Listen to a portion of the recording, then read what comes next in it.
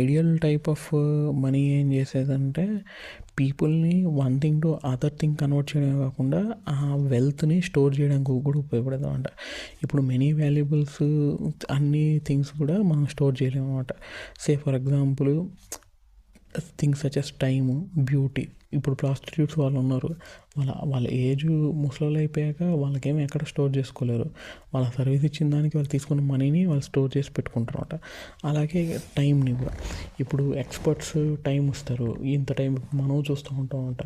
Supreme court లాయర్లు గంటకి ₹1,00,00,000 అలా ఛార్జ్ చేసేవాళ్ళు ఉంటారు, ₹1,00,00,000 కన్నా ఎక్కువ చేసేవాళ్ళు ఉంటారు అనమాట.